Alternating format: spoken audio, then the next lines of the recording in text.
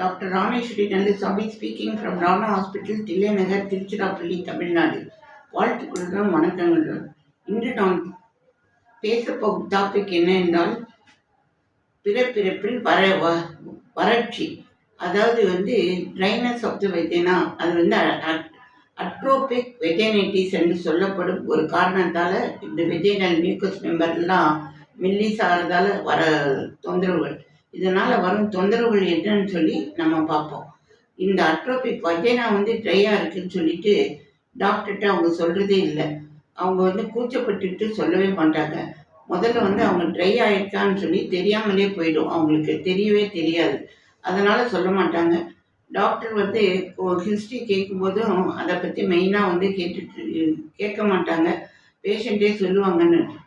இந்த வெஜைனல் ட்ரைனஸ்னால என்ன வரும்னா, அரிப்புகள் வரும், எரிச்சல் வரும், டிஸ்கம்ஃபர்ட் இருக்கும், சில சமயம் புண்ணாயிடும், ரெக்கரண்ட் யூரினரி இன்ஃபெக்ஷன் வரும், அடிக்கடி அர்ஜி இன்கான்டினன்ஸ்னு அடிக்கடி யூரின் போகிற மாதிரி ஒரு ஃபீலிங் வரும்.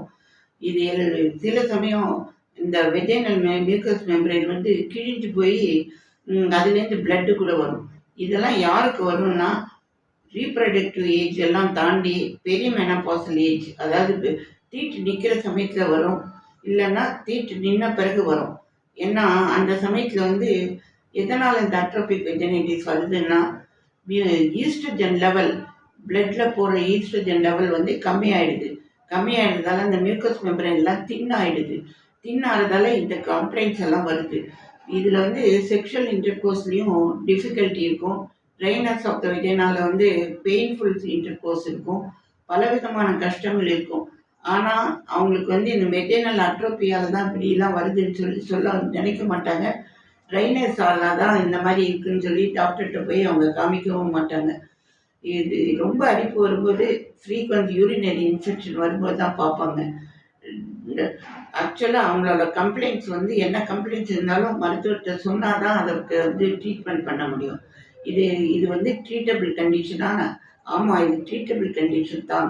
இதுக்கு ஈஸ்ட்ரஜன் லெவல் ரொம்ப கம்மியாக இருந்ததுன்னா ஓரல் ஈஸ்ட்ரஜன் லெவல் மாத்திரை கொடுக்கலாம்.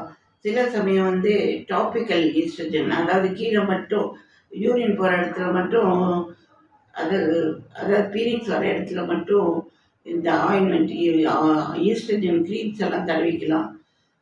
According to the doctor's advice நீங்கள் என்ன யூஸ் பண்ணிக்கலாம்.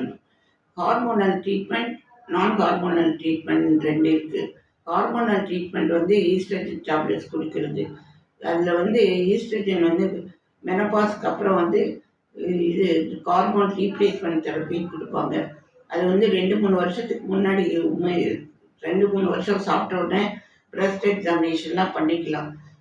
ஒரு ஸ்டடி சொல்லுது, ப்ரெஸ்ட்டு அந்த மாத்திரை, ஈஸ்ட்ரஜன் மாத்திரை கண்டினியூஸாக ரொம்ப வருஷம் சாப்பிட்டோன்னா ஏதாவது ப்ரெஸ்ட் கேன்சர் வரதுக்கு சான்ஸ் இருக்குன்னு. ஆனால் சில ஸ்டடி சொல்லுது, அவங்க அடிக்கடி எக்ஸாமின் பண்ணிட்டு இருக்கிறதால தான் அப்படி இருக்குது, அதனால் இந்த ஹார்மோன் மாத்திரையெல்லாம் சாப்பிட்றதால ஒன்றும் கெடுதல் இல்லைன்னு சொல்லுது. பட் எனிவே, நீங்கள் ஓரல் ஈஸ்ட்ரஜன், டாபிக்கல் ஈஸ்ட்ரஜன் கொடுத்துக்கலாம். இல்லைன்னா நான் ஹார்மோனல் ட்ரீட்மெண்ட்னு இருக்குது. நான் ஹார்மோனல் ட்ரீட்மெண்ட்டுக்கு ஃபைட்டோ ஈஸ்ட்ரஜன், இந்த தாவரத்தில் இருந்து வர ஈஸ்ட்ரஜன்லாம், அதாவது அதெல்லாம் சாப்பிட்டோன்னா ஃபைட்டோ ஈஸ்ட்ரஜன் மாத்திரை சாப்பிட்டுக்கலாம். இப்போ லோ மாலிகுலர் வெயிட் ஹைலூரானிக் ஆசிட்னு சொல்லிட்டு ஒரு மாத்திரை வந்திருக்கு. மாத்திரையோடு சேர்ந்து போஸ்ட் மெனபாசல் பேஷண்ட் சாப்பிட்றதுக்கு மாத்திரை வந்திருக்கு. இதெல்லாம் சாப்பிட்டோன்னா இந்த வெஜைனல் மியூக்கஸ் மெம்பரேன் பழையபடி கொஞ்சம் அதில் அட்ரோபியானதில் கொஞ்சம் தண்ணி பசையெல்லாம் அவங்களுக்கு ஒன்றும் பிரச்சனை இல்லாமல் இருக்கும்.